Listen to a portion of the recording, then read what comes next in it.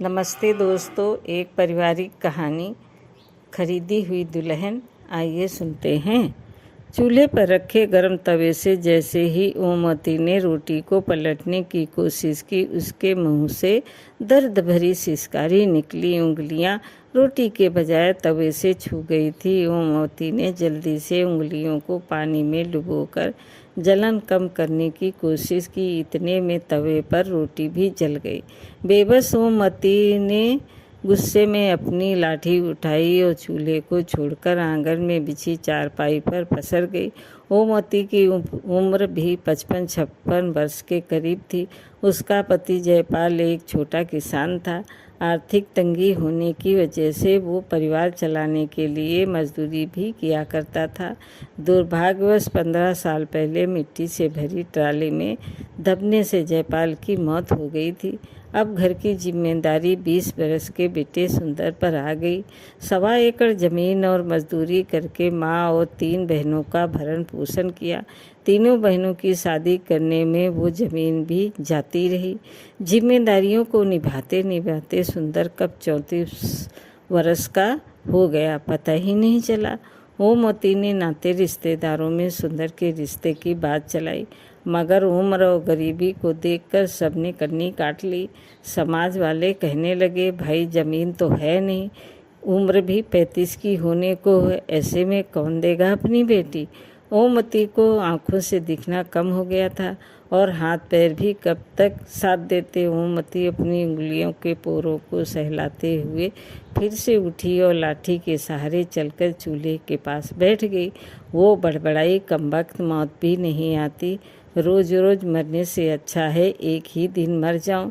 चूल्हे के पास बिछे पटरे पर बैठकर तवे से जली रोटी हटाई, फिर से रोटियां बनाने लगी। भगवान भी क्यों बुलाएगा, उसने तो सारे दुख मेरी ही किस्मत में लिख दिए हैं, मत बुला। ओमवती ने रोटियां बनाकर कपड़े में लपेटकर रख दी, साबुत लाल मिर्च निकाली और नमक पानी डालकर चटनी पीसकर रख दी।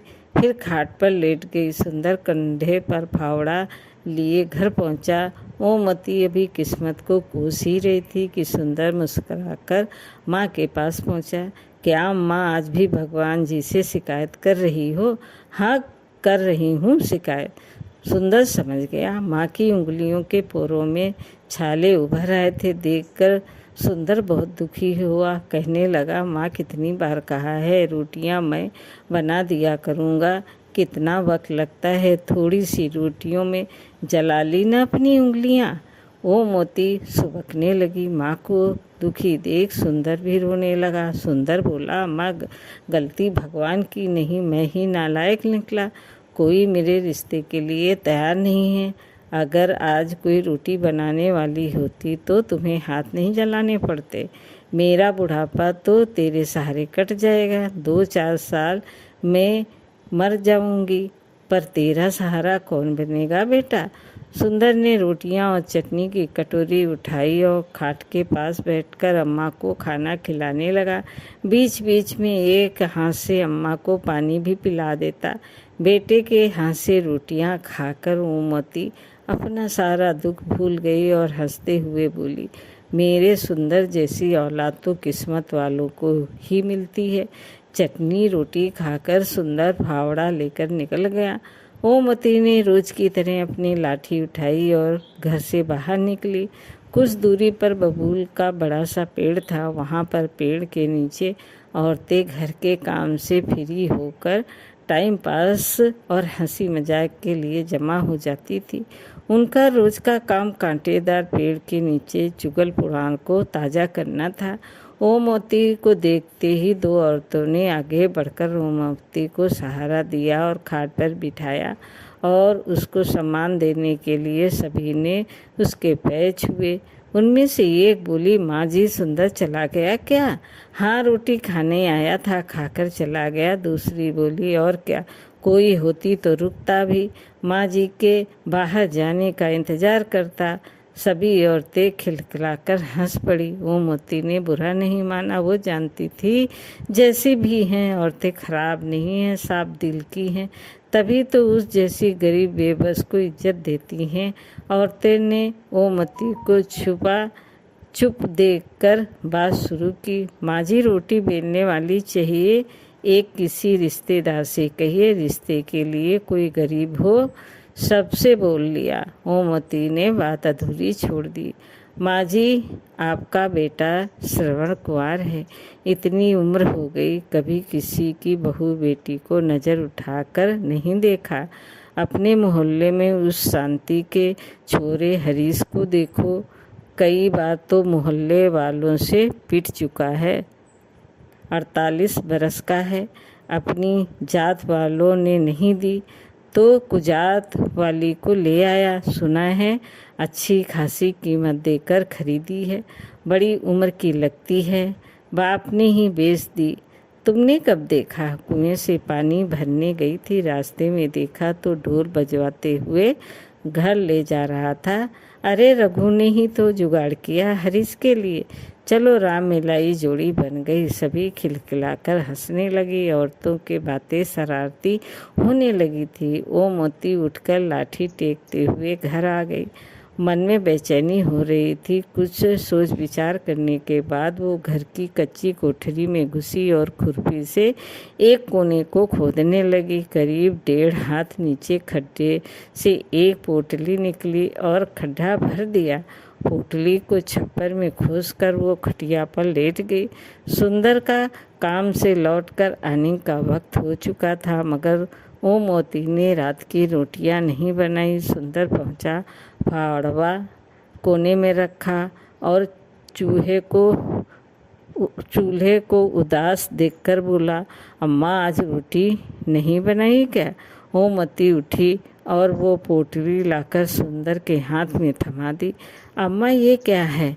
इसमें चांदी के जेवर हैं, मैंने बहू के लिए बचा कर रखे थे, इन्हें बेचकर बहू ले आ। सुंदर हंसते हुए बोला, अम्मा पगला गई हो क्या?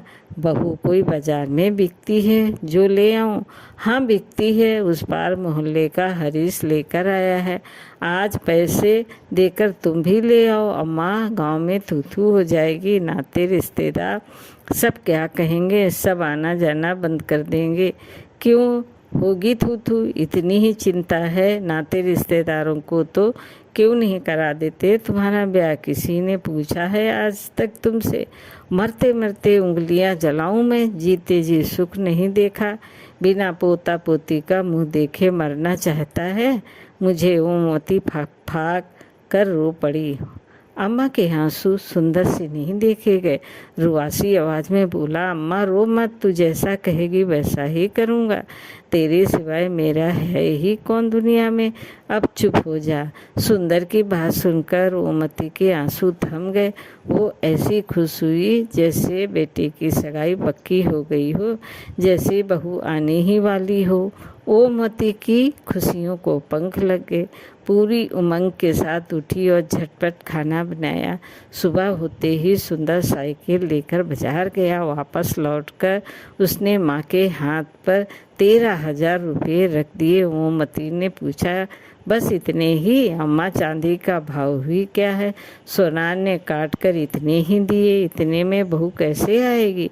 मैं क्या जानूँ, तुमने कहा तो बेच आया, अब मैं नहीं जानता। ओमवती बोली, तू रघु से बात कर, कोई ना कोई रास्ता निकल आएगा। ओमवती की आंखों में पनप रहे सपने मुरझाने लगे। गरीबी की खाई में उसकी हसरतें फिसलती हुई और मरती रहीं। गरीबी ना होती तो सुंदर के पिता मिट्टी में दबकर क्यों मरते? सुंदर अपनी उम्मीदों को क्यों दफन करता? झोपड़ी में मायूसी न होती? दादी कहने वाली तोतली आवाज़ गूंजती। गरीबी ने सब उम्मीदें ख़त्म कर दी थी। गरीबी एक बार फिर सपने के आकार लेने से पहले ही रोड़ा बन गई। सुंदर खुद की किस्मत को कोस रहा था। अम्मा को बुढ़ापे में सुख न दे सका। 13,000 में भैंस आती नहीं आती, बहू कहाँ से आएगी? उम्मीद तो नहीं थी, लेकिन अम्मा की जिद की खाते सुंदर रघु के घर पहुंचा। कुंडी खटखटाई। रघु लंगड़ाते हुए बाहर निकला और पूछने लगा, सुंदर तुम यहाँ कैसे? बस ऐसे ही भैया, आओ बैठो। काफ़ी देर तक इधर उधर की बातें करने के बाद भी सुंदर के मुंह से असली बात नहीं निकली। रघु ने मसला भाप लिया, बोला, सुंदर तुम्हारे ब्याह का क्या हुआ? कुछ बात बनी? नहीं भैया, इसी आस से आपके पास आया हूँ। आस से मतलब भैया, जैसे हरीश को औरत दिलाई है वैसे मुझ पर भी मेहरबानी कर देते। रघु को झटका लगा, वो गुस्से में बोला, सुंदर तुम क्या समझते हो मुझे? मैं औरतों की दलाली करता हूँ क्या? अरे नहीं भैया, मुझ पर ये पाप मत चढ़ाओ। किसी का घर बसाना पुण्य का काम है। स्वार्थ की दुनिया में आप भगवान से कम नहीं हैं। भगवान से तुलना होते ही रघु का गुस्सा हवा हो गया। वो गर्व के साथ बोला, वो सब ठीक है, सुंदर पर कोई बाप अपनी बेटी यूं ही नहीं देता। उसकी 10 मजूरी और बेबसी होती है, उसके बदले पैसा लेता है। कितने पैसे लेगा भैया? अब यह तो वही बता सकता है कितने लेगा, 40,000 या 50,000। भैया, मेरे पास इतने पैसे कहाँ हैं? सोचा था तुम्हारी कृपा से घर बस जाएगा। कितने हैं तुम्हारे पास? मेरी हालत अब से छुपी थोड़ी ही है, 10,000 हैं। देखो सुंदर, अम्मा के बुढ़ापे के खातिर मैं किराए विराए का खर्चा छोड़ भी दूँ तो भी 25,000 से कम में बात न बनेगी। सोच लो भैया, अम्मा की खुशी के खातिर ही तो बहू चाहिए। मरते मरते अच्छे दिन देख लेंगी। रघु कुछ देर मौन रहने के बाद सोचकर बोला, अम्मा की खुशी की बात है तो ये काम कर सकता हूँ। जिंदगी भर के लिए ना सही, कुछ सालों के लिए खरीद लो। 5 साल के लिए उधार दिला दूंगा। अम्मा इससे ज़्यादा जिएगी नहीं। सुंदर को झटका लगा। कुछ साल के लिए? मैं तो जीवन भर किसी की बेटी को सम्मानपूर्ण जीवन देना चाहता हूँ। सुंदर चिंता में डूब गया। फैसला कठिन था। मन तो हुआ कि मना कर दे, मगर तभी अम्मा के चेहरे पर तैरती मुस्कान याद आ गई। भैया, अगर मैं 5 साल बाद पूरा पैसा दे दूँ तो फिर तुम्हारी, अगर नहीं दे पाए तो वो रुकेगी नहीं। सोच लो। ठीक है भैया, पर अम्मा को मत बताना कि सिर्फ 5 साल के लिए है, दुखी हो जाएगी। बात पक्की हो गई। दूसरे दिन सुंदर ने 10,000 रघु को दिए और रघु वादे के मुताबिक 10 दिन बाद 30-32 साल की औरत अपने घर ले आया। खबर पाकर सुंदर अम्मा के साथ रघु के घर पहुंचा। हाव भाव से मजबूर और सहमी सी नजर आती थी। नाम था सरिता। अम्मा को देखते ही निहाल हो गई। खूब प्यार किया। उसी शाम बढ़िया साड़ी, साल, सैंडल और सजने संवरने की चीज़ों का बॉक्स लेकर दे दिया। सुंदर दूल्हा बना और गाजे बाजे के साथ सरिता को दुल्हन बनाकर अपने घर ले आया। गांव में हल्ला मच गया और थू थू होने लगी।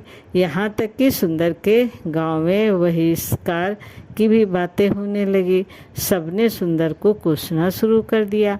पास पड़ोस के लोगों ने तो रिश्ता ख़त्म ही कर दिया, मगर अम्मा के घर बरसों बाद खुशी आई थी। उसके पैर जमीन पर नहीं पड़ते थे। सबसे बेखबर अम्मा की खुशी का ठिकाना नहीं था। दूसरे ही दिन से सरिता ने चौका चूल्हा संभाल लिया। जितना सोचा था सरिता उससे भी ज़्यादा अच्छी निकली। पानी भर कर लाती, कपड़े धोती और यहाँ तक कि सोने से पहले अम्मा के पैर दबाती। सरिता ने पूरे घर को बहुत अच्छे से व्यवस्थित कर दिया। सरिता के आने से घर स्वर्ग बन गया था। कुल मिलाकर हर तरीके से सरिता कुशल, सुशील धर्मपत्नी साबित हुई। वक्त पंख लगाकर उड़ने लगा। 1.5 वर्ष बाद सरिता ने बेटे को जन्म दिया। सुंदर की सुनी जिंदगी में बहार आ गई और अम्मा को खिलौना मिल गया। अब तो अम्मा की रंगत ही बदल गई। दिन भर पोते के साथ खेलती और हंसते हुए कहती, अब तो इसका ब्याह देखकर ही मरूंगी। दुखों के सागर में सुखों का टापू मिल गया।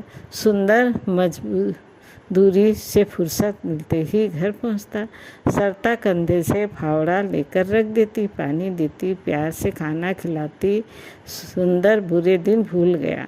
सरिता बोलती कम थी। बच्चे की उछल कूद ने घर को खुशियों का आंगन बना दिया था।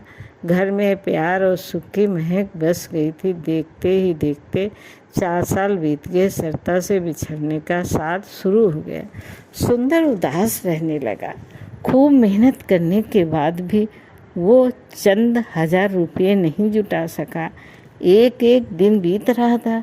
मजदूरी से जो मिलता वो 4 सदस्यों का पेट पालने में ही खत्म हो जाता था। जैसे जैसे वक्त बीत रहा था, सुंदर की बेचैनी भी बढ़ रही थी। गांव भर में काम तलाश करता रहता। जी तोड़ मेहनत करने के कारण सूख कर कांटा हो गया। शरीर जवाब दे रहा था। बीमार हुआ मगर काम पर जाता रहा। 10 महीने बीत गए। 2 महीने ही बचे थे। एक दिन अचानक आकर रघु सामने खड़ा हो गया और धमकी भरे अंदाज में बोला, सुंदर 2 महीने बचे हैं, पैसे देते हो या? सुंदर ने फावड़ा तान दिया और गुस्से में बिफर कर बोला, खबरदार जो ऐसी बात की। सरिता मेरी जिंदगी है, मेरी सांस है, कोई अलग नहीं कर सकता। आइंदा ऐसी बात न करना। रघु तो घुटा हुआ साथी था। वो कमजोर को नब्ज दबाना जानता था। गुस्से से बोला, सुंदर औकात में रहना, तुम जैसे 4 पति खड़े हो जाएंगे सरिता के। उसका पिता और पूरी बेड़ियों की बिरादरी हंगामा कर देंगी, जेल हो जाएगी। तुम्हें बीबी के चक्कर में अपने बेटे को भी खो दोगे। अम्मा जी मर जाएगी। सुंदर उल्टे पांव घर की ओर लौटा और रुपयों का बॉक्स खोलकर रुपये गिने तो बहुत कम थे। रघु अब 30,000 मांगने लगा था। सुंदर फूट फूट कर रोने लगा। आवाज़ सुनकर अम्मा और सरिता दौड़ी आई। पूछने लगी, क्या हुआ सुंदर? सुंदर रोए जा रहा था। सरिता एक तरफ खड़ी सब देख रही थी, हमेशा की तरह खामोश, चिंतित और सहमी हुई। सरिता ने सुंदर के चेहरे पर उभरे हुए दर्द को महसूस कर लिया। सुंदर ने सरिता की भीगी हुई आंखों को देखा।